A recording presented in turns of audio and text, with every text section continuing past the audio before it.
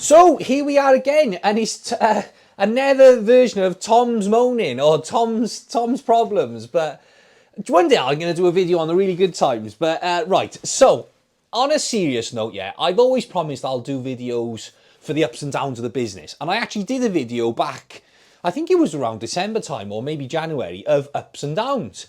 And if you watch that video, you'll see that I bought 2 vans back off customers who were unhappy. They both threatened me with consumer rights, blah, blah, blah, blah.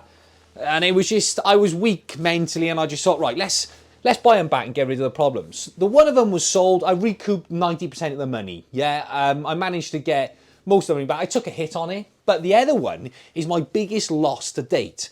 And I thought, like, that's a milestone in the business. You know, I haven't told you about my biggest profit to date, because I can't really think what it is, but the biggest loss in my mind scars me more than the biggest profit. So I thought I'd come on here and tell you about it. So tried to shorten the story down quickly. I bought the van back off the guy because he rang me up after he bought it and said, look, Tom, there's issues with the van. I'm not happy. I've changed the fuel filter myself. It's still not right. I want it looked at. So I said, fine, get it back. And look, I'm not a big main dealer with technicians on hold. So anyway, it was brought back and we found out that it was full of petrol in a diesel van. He point blank refused. He had not put petrol in it, even though he tried changing the fuel filter himself.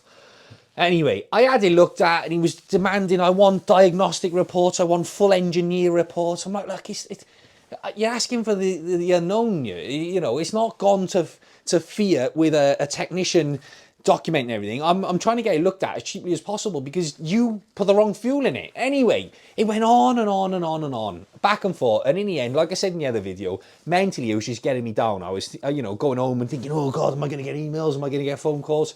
So I decided to buy the van back just to get rid of the problem. And like I said in the other video, the moment I knew there was petrol in it, I should have sent it back to him and said, look, you deal with that first, then bring it back and I'll deal with the other issues. So I give him £5,000 back for the van, and I spent roughly just shy of £1,000 trying to fix it, my end. Tried the injectors, second-hand injectors, because I don't know how long he'd been running on the petrol and all the rest of it. So the van owed me close to £6,000, 6 grand. Let's call it 6 grand the van owed me. I sold it the other evening for £1,100. So I've lost £4,900 on that one van. Gone.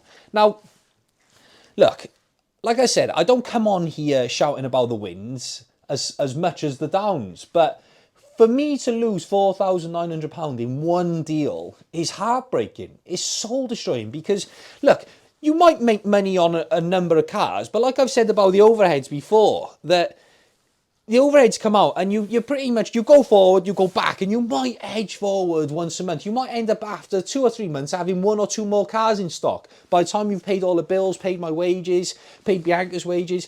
So sometimes you think, I'm doing all this and what's there to see? The bank balance doesn't look fantastic, but out there might be an extra car in the yard. So for me to lose that money in one transaction was like heartbreaking. It's real sort of like hurt me a little bit. And I would say as well, I say it's hurt me. I've got to sort of deal with it now because there's no point me dwelling on it. It's happened. And the only thing to do is to crack on and get out of it. But it's a shame because already now I feel like if someone who was a good customer and they said, oh, Tom, I've had a bit of an issue, I'd be a bit like, well, listen, that's not my, you need to sort your problems out first. That person has taught me a valuable lesson of not to be everyone's best friend as such, and that's a shame. But in business, I think being too nice gets you nowhere either. Obviously, you've got to have a heart and deal with things properly, which I'll always stand on. I'll do it properly. But going that extra mile for someone who did wrong and then refused to admit to that was a costly mistake for me. So yeah, I just thought I would let you guys know about it. The weather's rubbish. I've got a mini convertible out there I need to advertise, take pictures of, do a video of, and I can't because it keeps raining. So I think there's only one thing to do is crack on with some online stuff, So thank you again for watching. I'm sorry I'm droning on again about the negatives, but there will be some good times to talk about soon. So thank you very much.